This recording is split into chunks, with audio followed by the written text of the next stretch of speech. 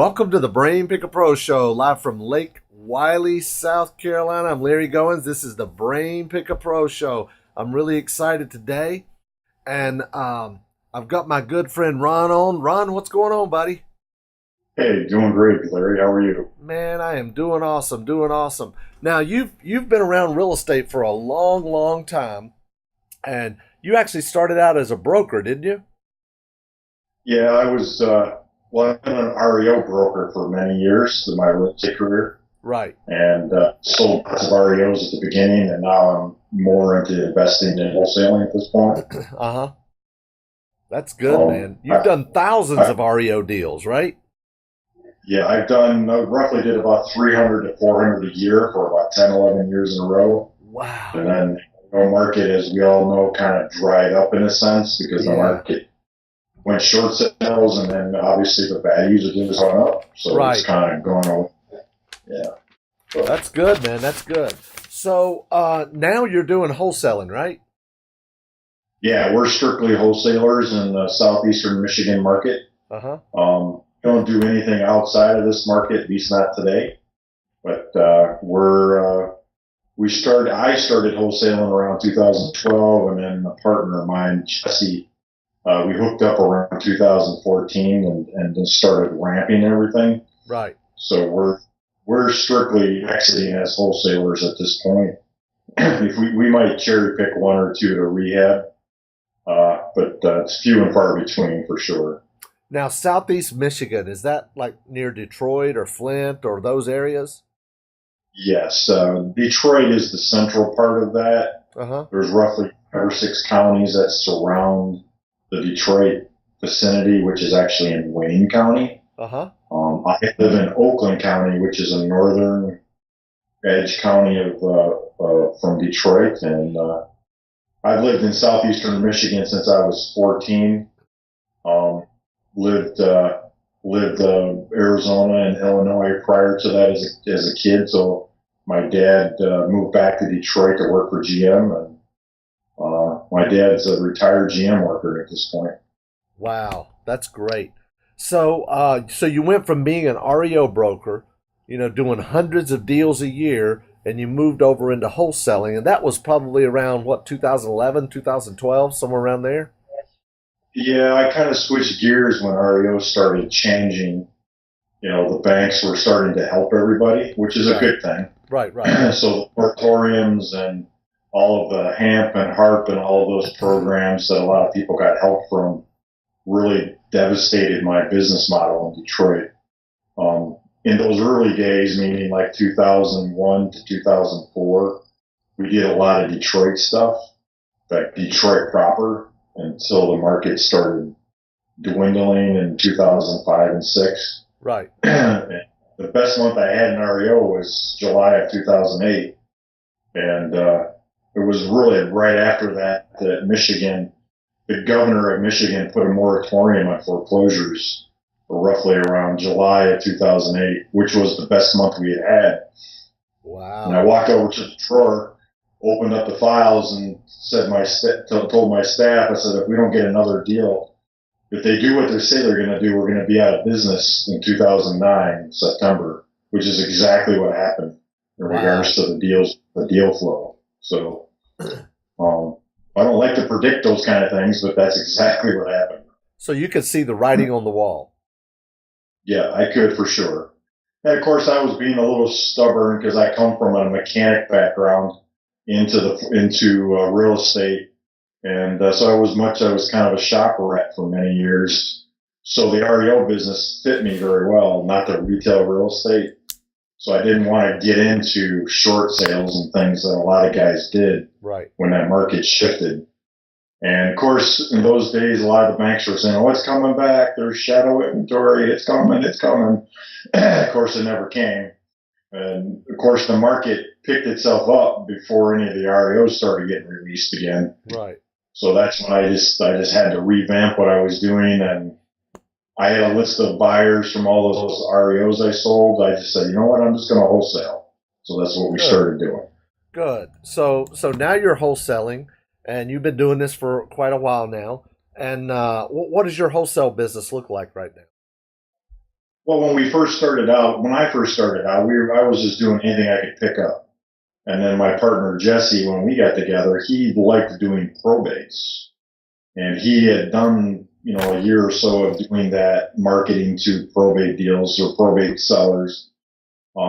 So we decided, you know what, we're just going to focus on that.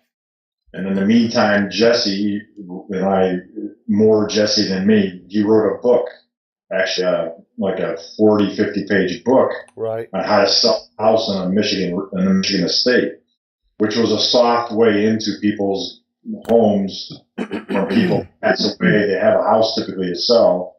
So that was a soft way for us to get in with a lot of credibility. right, And we did it like that for six months to a year. right. Probably did 12, 15 deals around 2014 and 15. And then we joined up into a mastermind group which is how you and I met, and really just kind of took our whole marketing thing and just blew it up into the complete direct mail system, Googling, PPC, Facebook, all of that stuff. We're doing all of that right now. That's good. That's good. And you guys are doing what, about 60 to 80 deals a year, I believe? Yeah, last year we did like 56. I just looked at the books today. We're at 62 for the year. Uh-huh. Of August. We just had our best month in July, where we pulled over six figures in fees. And now, obviously, we're spending a lot of money to do that, but we've got six people on our team now. Which, if you said to me 12 months ago, would we have a team like we have today? I would have said probably not. Right. So I think a lot of between just getting feedback from guys like yourself and others, and then just really focusing on what we're doing. It's really, the market's changed, right? The market is about as hot as it can be retail wise, right? And we're just cranking them out. So, how is the market where you are in Southeast Michigan? Well, recently, the last month or two, I would say that the inventory is finally picking up on the retail side. From our wholesale perspective, we do it a little different in the fact that we're always going in to buy. Uh-huh. In other words, we're not doing a true wholesale where you're jumping title.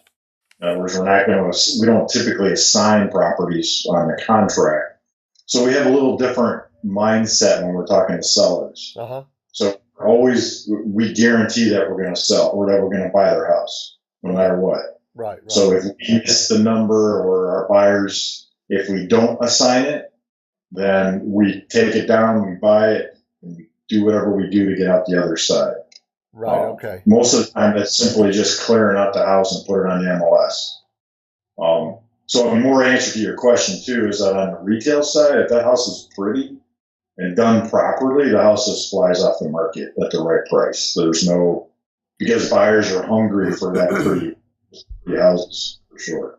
Right. So it sounds like you're generating the leads, you're negotiating the deal, getting it under contract, and if you have a buyer lined up, you're going to just wholesale it and assign the contract.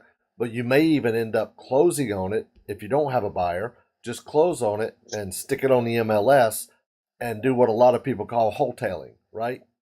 That's correct. And something that's hard. It's hard not to do the wholesale model these days because the MLS is so hot. Right. That it seems like a lot of our investors kind of get upset at us because we price them too high yeah. Because we know we can get it, right? Right. So as much as I'd like to sell it to these guys, as rehabbers, it's not in my best interest a lot of times to do that. Sure. Plus it allows us to pay a little more to the seller because there is some competition. There is a lot of guys trying to do what we do. The difference that sets us apart, I think, is just the fact that we have the resources to close and that we're not hung up on the assignment. We're not going to get out of it, so we don't back off. That's a good point. That's a really, really good point. What does a typical deal look like? The price ranges are usually between 35 to 150, and we tend to clear if we put it on the MLS, we'll clear 15 to 25. Uh-huh. If we do an assignment, we're not trying to be too greedy to do it quick. One of the things that I've been able to accomplish because of my REO background and all of those deals, I closed REOs. I had a really solid buyers list. Right. So, and that list isn't a squeeze page type list. In other words, you can't just get on it any old way. Right. You have to contact me by referral to get on my list. Sure. And then what that does for me is it gives me feedback quickly in regards to our price, right? So if I want to simply just sell it as an assignment and I get crickets on my first hit, I just lower the price and resend it. Right. So it's been very, and then if I don't get any responses from the list, then I just tell my assistant to put it on the MLS and then we just go from there. That's good. Do you typically take it down, close on it before you put it on the MLS, or will you put one on the MLS before you close on it? Well, it really depends on who the seller is, and because we tend to market to probates and inherited houses, right, to put it on the MLS prior to the purchase can be very cumbersome and very, it doesn't give the seller some good vibe about what we're doing if we do that. Right. Now, if you bring me a tired landlord or a house that's just torn up and the guy lives in Florida and he allows me to put the lockbox on it, then I can and will do that. Right. But typically, if I'm in a house with a family member who just lost their father, and I tell them I want to traipse 10 investors through the house, that gets a little cumbersome, and they'll tend to not do that. Right. So that's why we just decided, you know what, we're just going to go after them, looking for the cash so that we have the money on hand to use to put these deals in, get these deals down and out. The money that we have isn't typically our money. It is private investors who invest with us. And we have a unique situation where it's like lines of credit. So that the money is sitting there waiting. We don't have to necessarily submit a package for each property to each investor. We tell them and we place liens on the houses, but we're not giving them all of the numbers ahead of time. They just trust us to make those decisions. Right. So they get just a straight up interest payment every month. It's not like they're making a percentage of our profit or anything on the equity. It's always an interest payment to them no matter what, which in our case makes us do what we got to do, right? The money sitting in the bank doesn't help us, right? Right. You just have to move it out. That's good. What do you typically pay for your private money, if you don't mind me asking?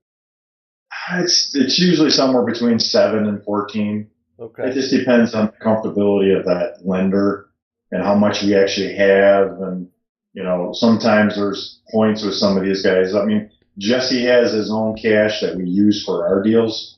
I have some of the same scenario on my side. I usually pay a little heavier rate just because I look at it like this. The velocity of the money is key, right? Right. If I'm paying 14 or 15% for the money for 12 months and I turn that same 50 grand over 4 times, my effective rate is like 3.5%, right? Right. So you can't look at it as a percentage of what the annual percentage is, which I keep track of it on spreadsheets so that I can tell how many times I've turned that particular loan over to be able to use it in the right way and on the right properties. That's really a good point. And you make a really, really good point about the velocity of the money. It's one thing to buy a $50,000 house and sit on it for a year, waiting on it to sell at 14% interest. And it's a totally different thing to buy a $50,000 house and sell that same house and make 10 or 15 or 20 grand every 90 days, right? Right. Yeah.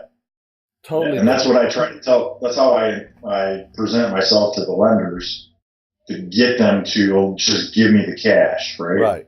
Because most of the guys that don't necessarily know real estate, they're apprehensive about doing that. And also they don't even have the resources to vet your deal if you give them one deal at a time, right? Right. So if I just go to them and say, look, I'm going to plop X amount of dollars in your account, no matter what, every month or quarterly payments or whatever's comfortable for them, they like that, right? Because then they know it's just chinking away. And right. They can't get those same rates on the open market, right, for stocks and bonds or whatever else that they're doing. So that's awesome. I love it. So let's talk a little bit about, you mentioned you guys primarily focus on probates and inherited. Tell us a little bit about that. Well, the probates in Michigan, typically end up if you have to you have to either be intestate or non-testate, which means you either have a will or you don't. So most people, if they have a will, then it directs people on how to do it. If they don't have one, then in Michigan, you just simply a representative of the family or a personal rep that's for the area can open up a probate case and then dispose of those assets. That becomes public record. So we can access what they call the legal news for each county, right, and go and find those records. It's a lot of people don't do the probate specifically because that that public record isn't downloadable. You have to go in there and copy paste the name, the personal rep, the address, and then you're just hoping that they have real estate because it doesn't tell you that it does. Right. You're just assuming that they do, right? One of the things that we do when we set an appointment for a house is that when it sends the confirmation to the seller, we put a little tagline down in the bottom that we buy cars too. Because when you think about a probate or a death from an elderly person, what did they always have? Either have a new car with no miles or an old car with no miles. Right. My background, I know what those values are. And, just a quick story. I had a house in Grosse Pointe that the guy had two cars in the garage, and one was a 1978 Camaro. Wow. For firearms. It had 5,000 miles on it, had never been outside.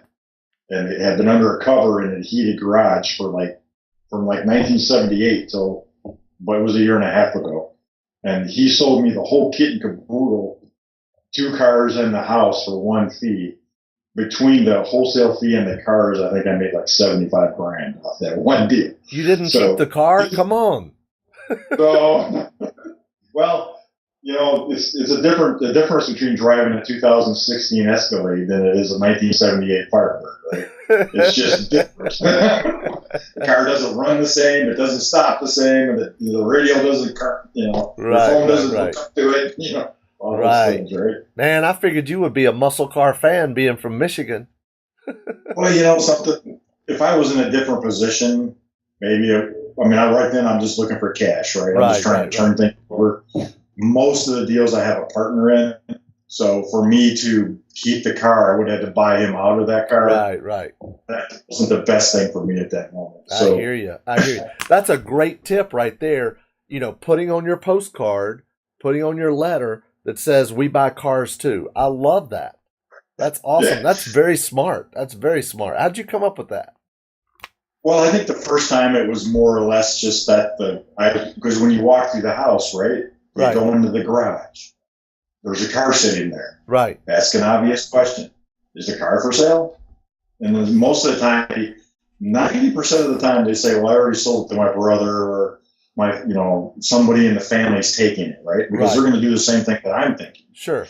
And sometimes they say, well, yeah, we haven't decided what to do with it. How much would you offer me? So then I just look at it. You can Kelly Blue Book it right on your phone and get close enough. And I had a chance to buy in a 2012 Buick, and it was a clean car. I asked him how much he wanted. He told me, right, which is always just good when they tell you what they want, right? Right. So I'm on my phone just kind of dinking away with it real quick, and he was like $5,000 below the Blue Book. Wow. And so I'm trying to.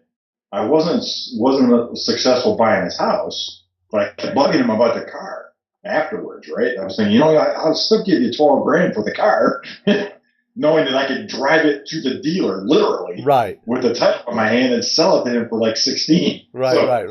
It was just some of those things are just so obvious that people don't notice, right? Right. And of course, a lot of our stick too is to take all of their stuff, right? If you get somebody that's living in Florida, they got to come home and take care of mom and dad's house finally. Their house is full of furniture that they don't need. It has a car in a garage that they don't need. It has antiques or whatever sitting in the house. And we have the resources to do the estate sale, right, if we need to. We've had a couple of them where we pulled, the estate sale people would give us 35% of the take, or take 35% of the take. And we've ended up making another $4,000 or $5,000 just on the contents because they just get up and they go home, right? They need us. We put the deal together. We close on it with them still in Florida. Right. We wire the cash. We then go take off and sell all their stuff. Within a couple of weeks. So that's awesome, man. That's awesome. And you know what? It happens more than you think because we just did a deal. In fact, we just went out and looked at a house earlier today that the guy inherited the house, right? And we're buying the house, closing next week. And he said, give me a couple of weeks to get all the stuff out I want. We went back over there today because he called us last week. We went over there today, and there's still, I mean, there's a huge piano. There's an executive desk. There's like 3 or 4 sofas. There's all kind of plates and stuff. I mean, it's amazing. Some antique porcelain stuff. It blew me away. I'm like, man, you know, you could take this stuff to an auction company. For sure. I had a grand piano that ended up making like $1,500 piano. And I think sometimes what you learn is if you anticipate that there's some value in stuff, right? Because as investors, we're always looking for where the value is. Right. And I think sometimes we overestimate that in regards to some antique stuff like it. So once you figure out, you start trying to sell it and you realize it's worthless, right? Right. Or like we got a house where the guy that passed away used to be an airplane mechanic for the Detroit Pistons. So he had a bunch of tools and stuff up in his garage that I ended up keeping. He had a toolbox that I kept, but we sold all his tools. Right. Me thinking as a mechanic that the tools were worth something. They weren't. Nobody bought the tools. Right. It was kind of interesting. But at the end of the day, he had a basketball. And you're probably old enough to remember the bad boys of the Pistons back in the late 80s, right? 89. He had a signed, autographed basketball from the 1989 Bad Boys with Dumars, Lambeer, Isaiah Thomas, all of those guys. I still have that ball. I still haven't. I'm trying to think of how I can value it for one, right? So that I don't just throw it on eBay and take $1,000 for it or whatever it might be worth, right? Right. I'd like to maximize that, so I've been kind of waiting. My point to that is I might do all of that and figure out it's not worth a thing, right? It's okay. So, but that's I love that chase, right? I know you can agree the chase of that is the key, right? So yeah, it's even sometimes we as investors have to think, you know, you're like, man, we could sell this, we could sell this, we could sell this. But as investors, you're like, man, we don't have time to come over here and deal with all this stuff. We just need somebody that's going to get it out of here, right? Which is kind of a little bit of our selling point is as much as we think there might be value, I've got a really good debris removal company that's there next day. And she gives me good rates just to empty the house out so that we can do what we do. You know, and she'll throw away anything. Right. So we just had a house that was full of a library in the basement. Wow. She called me up 3 days later, and the guys are still tracking the books up the stairway. So, you know, it's like, okay, better you than me, but you know, having that resource to get that stuff out of the house helps you buy the house at a good price, right? Exactly. If I know it's going to cost me $3 or $4 grand to get all the stuff out of it, then I just build that into my enticement to that seller. Sure. In regards to right? And if you make money on some of the stuff, that's just a bonus. Yeah, for sure. And I think that people in the probate and inherited side, they're looking for that relief, right? Mm-hmm. That's why, number one, you say, why would you sell me your house for less than what you could get on the market? Well, I don't want all the furniture and I don't want all this stuff. And, oh, by the way, the basement's been leaking and I don't want you to know that today, right? That kind of stuff where they always do that. So it's just, to me, it's just an added value of the knowledge and the ability to perform, right, at the end of the day. That's good. Tell us the difference between, some people don't know the difference between probate and inherited. Well, in Michigan, in the probate is the initial disposition of any assets, which most of the time is a house, right? Once the house gets out of that probate case and is settled, like a transfer to a family member or a transfer to somebody else, then it gets into that inherited side because then they got it for nothing, right? So there's two sets of lists for that we get one from a provider out of Seattle, and we get the inherited list, which is an online site called successorsdata.com. that those guys they'll sell to anybody, and they have that extra, that like exit list that people, that investors can get to market to those. I think a little bit of our sweet spot is the fact that our marketing is very transparent. I think a lot of investors make the mistake of not putting their name or photo or something on their postcards, Right. or whatever they're sending. Right. And for us, if you get the postcard, my name's right at the top. This is Ron, and like a little character, it's got a little cartoon caricature of me and my partner drew it, and it's white and black. It's very written like a fourth grader, and it's very simple. And then we don't do any like with the probate stuff. We have a whole system. You need the book with a letter, and then follow up letters after that. Whereas the inherited stuff, it's a pretty much a built-in postcard. It doesn't necessarily say we know that you got a house that you inherited. It just says that, here, we're looking for houses in your area. Please call us if you're interested. So yeah, you don't. Yeah. There's a couple of different theories about that. One is the theory about saying, I'm really sorry for your loss. However, during this time, I'm sure you got properties you need to dispose of. We can help you. And then there's another theory, just don't even mention that you know that they've lost a loved one. What do you think? Well, I think when you're doing it initially, I think it's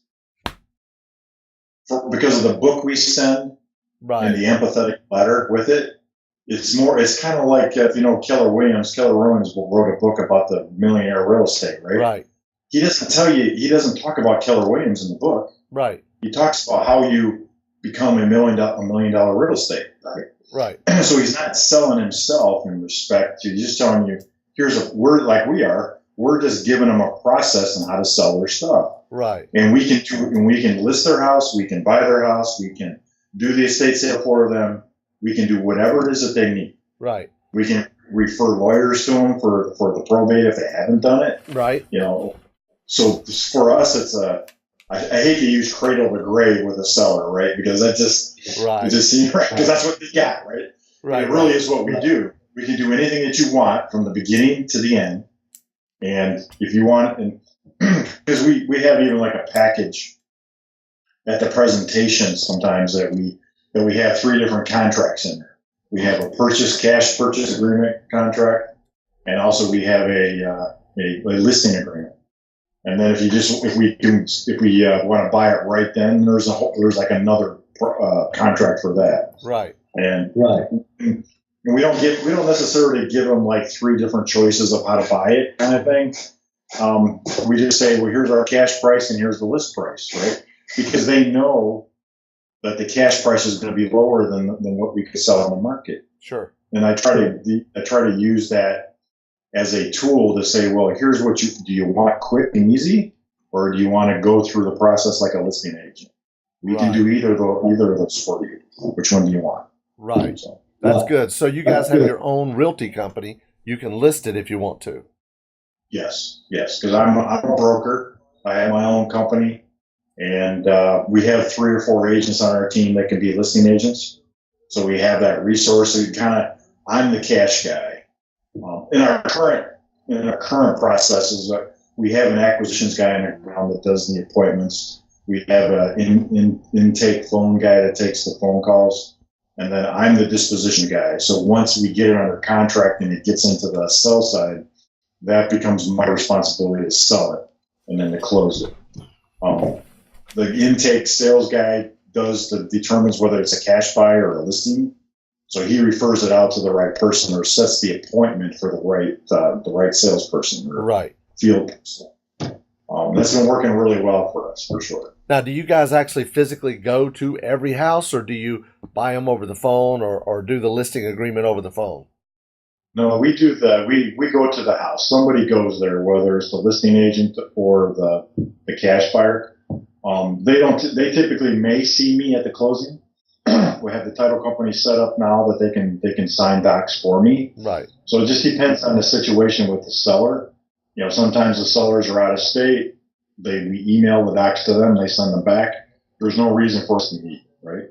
Right. So even on the sell side, when we actually dispose of it, most of the time I don't go to closings. There's no reason for me to do that. Sure. Now, sometimes I'll send my assistant to get testimonials and things like that. Uh-huh. Or she can sign a deed, because obviously we need to, on the sell side, the deed has to be executed. Right. So sometimes I'll authorize her to do that. Most of the time I don't put the responsibility on my assistant to sign deeds, just because I don't want to give them that. I don't want something to happen and then it turns out to be on them, if you follow me. I want Right, I get that. That end result to be back on me if something goes wrong. That's very good. That's very admirable. That's good. I like that. So you're doing 70, 80, maybe close to 100 deals you might do this year. How many pieces do you have to mail out a month to get that many deals? Well, the direct mail, we're sending out roughly about 7,000 a month. We're about ready to ramp that, or a week, I'm sorry. We're ramping up that marketing with another source to do another county, a list with another county. Right. We have, the main list we have is coming out of Oakland and Macomb County.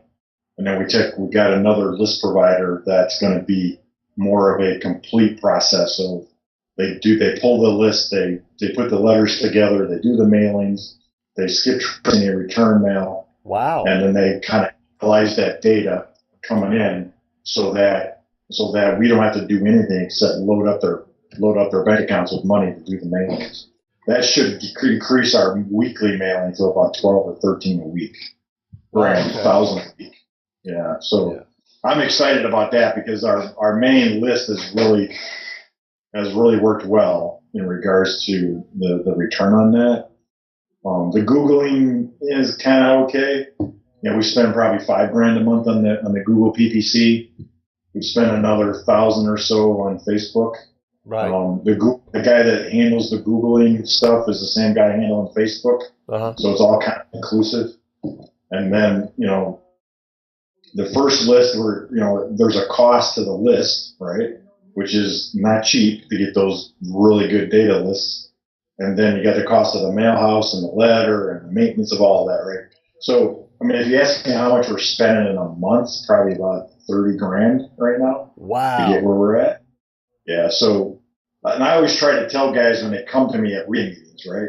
They want to know, well, how can you do 10 deals a month? Well, here's what you got to do, right? Because they look at 10 times 10 is $100,000, right? Well, I didn't keep all 100 of that. I had to spend money to get there. Exactly. So I give them a perspective on the mailing and the process to even do that, to give them some credibility in how you do it, right? You're not just going to send out a 1,000 name list once a month and think you're going to get deals all day. You have to kind of keep dripping and going and refine it and manage that data as it comes in, right? Making the phone call, the follow up, all of that is very, very cumbersome at best, right? That's very true. A lot of people think, all you got to do is send out a few postcards and the phone starts ringing off the hook, right? Right. But you gotta have systems and processes and procedures, and even something you mail out this month, you might not buy that house for another year and a half, but you got drip campaigns that follow up with them, right?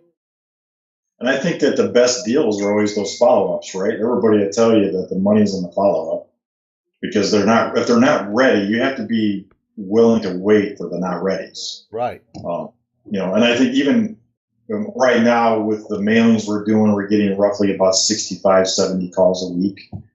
Figure about 10 of those are call-offs or angry birds that like to call them. Right. Where they just say, why are you sending this to me? Stop it.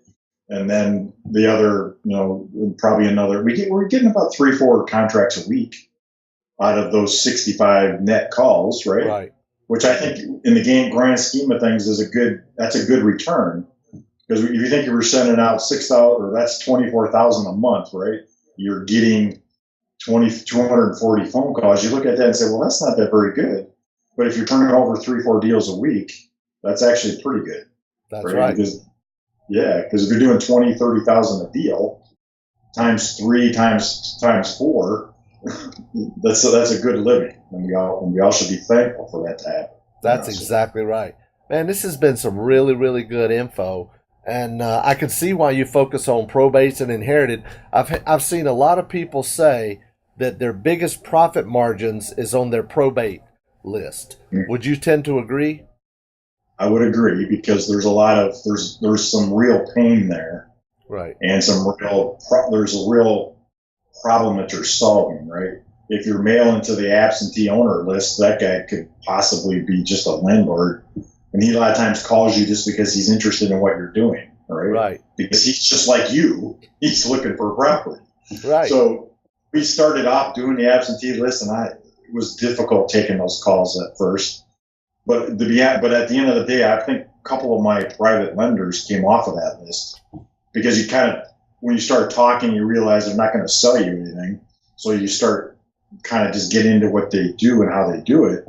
And you get some good referrals, or just good partners, or good people to network with off of that. You know what? Stuff, right? I'm really glad you brought that up, because that is so true. We've got a house over in Spindale, North Carolina, I believe it is.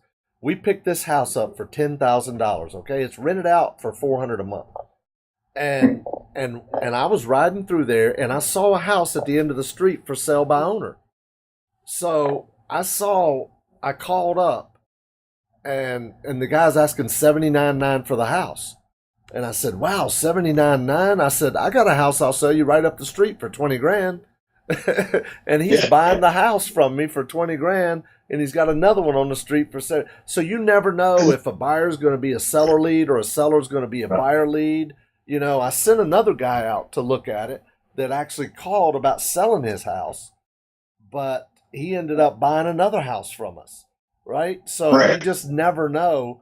You know, people call about selling you their house, and they'll end up buying a house from you. Yeah. Now, I tend to shy away from working with like regular retail buyers, because we do get those calls because they Google, they think you got property, which we do. Right. I don't work that hard to bring in that retail buyer. Right. So I've got a model that I hold a lot of investor licenses. In other words, people that don't want to do regular retail real estate. Right. I'll hold license. So if I get somebody like that that's just hot to go with a retail, I'll just pick one of those guys and just email it to them and say, "Here, take care of it. You want a property or want a buyer? Here's one you can work with." Right. Because what I don't allow my agents to do is to list property for others, because there's a lot of liability in that. Right. So, but I let them list their own stuff and their own assignment deals and things like that. So I give them some fluidity to all of that. I give them some advice. And I'm cheap as a broker. I only charge them a yearly fee, and I don't keep any of their commissions. Right. But for deals, I want them to call me, say, "Hey, Ron, I got this deal. It's over so and so place, and here's the numbers. What do you think?" And then I either buy it from them, or I'll beat them up. Say, "Don't buy that house. You're too high." Or, "Hey, maybe I can buy it from you. How about we just do this together?" There you go. So I'm making the money off of their, maybe splitting the profits with them. That's great. That's really good. I love that model. You're letting them keep 100% of the commission. Why wouldn't they hang their license with you, right? Right. And I try to get across to them too is that I'm not your educational piece, right? When you're coming to me, I want you to call me with deals so I can teach you how to do deals. Don't call me wanting to know how to write up a contract. Right. You should already do that, right? Because that's what a regular broker does, right? He trains them on the paperwork, how to be an investor. So. Exactly, that's for sure. Now, I'm assuming you have your realty company is a different entity than your wholesaling company, right? Yes. Yeah. Yes, the brokerage is a different name. The brokerage doesn't buy or sell anything. Right. It simply collects commissions. Right. Now, sometimes title companies require in Michigan that the wholesale fee be paid to a broker. So if they push on that, then I'll have them just pay it to the brokerage. Right. But otherwise, my buy-sell company, which I actually have two of those, is separate, total. They're not real estate brokers; they're just real estate companies. Yeah. I mean, the main company that we buy with is I Buy Michigan Homes LLC. Right. And then I have another company called Blackwater that I buy my own personal stuff in. Right. So if I want to buy a house off the MLS or something, that's the name I use, because my partner, when we first met, he says, "I don't like Blackwater." It kind of gives that connotation, right? So it took me about a year and a half before we started flipping over because we were trying to brand ourselves, right? Sure. So I Buy Michigan Homes is a better brand than Blackwater Real Estate. Right. So that's where the majority of everything that we buy that we flip and wholesale comes or gets purchased by I Buy Michigan Homes. That's good. That's good. Ron, man, I really appreciate this. Has been some awesome stuff. This is really a lot of good information. I really appreciate you sharing this. What can our listeners that are watching this right now, what can they do for you? What do you need? Feel free to give out your contact information or say if you're looking for this or need this. Well, what can we help you with? I mean, the easiest way to catch me is to text me on my cell phone, which is 586-413-6190. If you want some help on a deal, how to analyze something, even though obviously if it's out of state, out of Michigan, I can still kind of give you some parameters on how to analyze that properly. I'm always looking for deals. I'm not saying that I wouldn't buy anything outside of Michigan. I just have to be able to analyze it properly and feel comfortable with those numbers. If you're in Michigan and southeastern Michigan especially, I mean, you can look me up at any of the RIA meetings. I am the vice president of the Oakland County Real Estate Investor Club that meets in Madison Heights, Michigan. I'm the vice president. I'm there every month. And you can get a hold of me by email at ron@ibuymihomes.com. And you can email me there. And like sometimes it's better to text me than to email me because I get lots of email. I'm sure, Larry, you understand that they just get buried in the body. Yeah.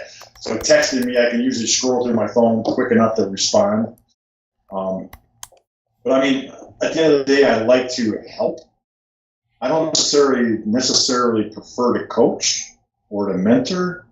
So I get a lot of requests for that. I'd rather you just call me and let's split up the deal. If you want to pay me, bring a deal to me and let's split the profits and have an humble attitude when you do that. Right? Don't call me and try to take 3 phone calls from me and then don't do anything. Try to have a learnable attitude, and I will certainly take the shirt off my back and give it to you if I know that you're trying to be honest and moving forward. That's good, man. That's good. I really appreciate that. And I remember one of the first times we chatted and talked and hung out a little bit at one of your presentations at CG. I was just so impressed with everything you've gone through and where you started and where you are now and how you're doing. And I'm like, man, that's a good guy right there. That's awesome. Well, the perseverance is the key, right? I mean, I've been broke twice in my life, once as an auto mechanic and once as a real estate guy. God brings you through those things for a reason, right? Right. And when you get out the other side, you should remember what happened so that you can not make that mistake again, or at least you understand what's happening. I'm a God-fearing guy. God's first, wife second, kids are third. The rest of the stuff just happens, right? Business, whatever, all that other stuff just kind of follows. So I'm all about giving God the glory for everything that's ever happened to me, for sure. That's awesome, man. I love that. I really appreciate you being on today. This has been awesome. Thank you so much. Yeah, Larry, I appreciate you inviting me and asking me, and I hope there's some good content here for your viewers. Sounds great. Thanks a lot, man. I appreciate it.